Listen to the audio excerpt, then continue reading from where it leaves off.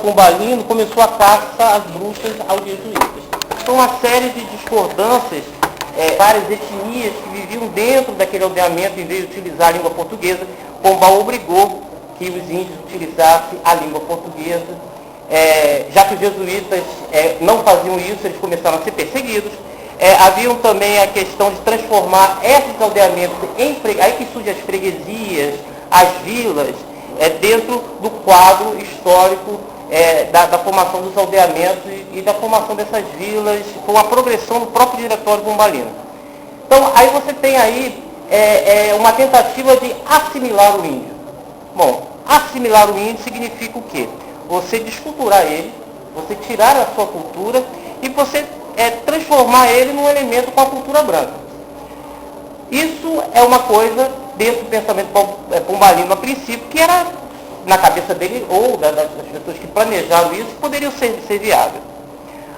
Mas o diretório pombalino ele não se restringiu apenas às regiões fronteiriças. Ela vai se espalhar pelo Brasil, ela vai se tornar uma lei que vai chegar à capitania do Rio de Janeiro, depois província do Rio de Janeiro, e lá nós vamos ter um quadro diferente de alguns pontos do Brasil. Dentro das aldeias que surgem, principalmente as aldeias tardias, como eu falo, as aldeias tardias foram aquelas aldeias que surgem já no limiar do final do diretório pombalino e já no período da viradeira, em que a Dona Maria I surge, enfim. O índio, ele vai ter um aspecto de formação cultural um pouco diferente. Porque dentro desses aldeamentos você vai ter uma desconstrução da cultura indígena, mas ao mesmo tempo uma construção de uma nova cultura. Você tem um processo de desconstrução e construção de uma identidade indígena diferente, mas era uma identidade indígena.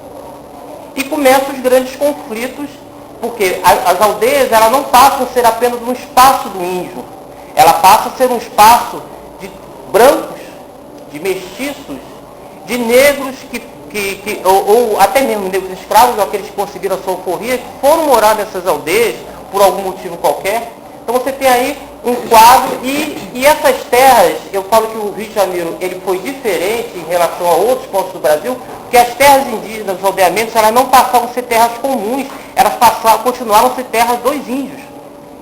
E pouquíssimos aldeamentos se tornaram vilas, apenas um Rio de Janeiro, as outras foram no máximo chegaram à condição de freguesia. Então, dentro do espaço do aldeamento, o índio, ele continuou sendo considerado índio.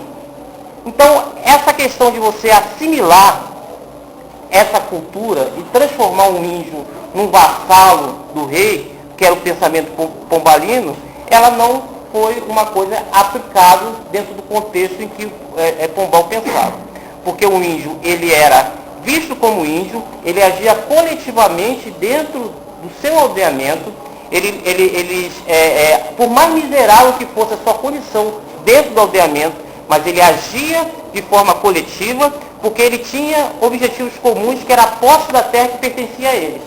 E dentro das leis da época, o índio ele deveria prover esses aldeamentos. Aí entravam os conflitos entre os brancos, os mestiços e os negros que viviam dentro desses aldeamentos.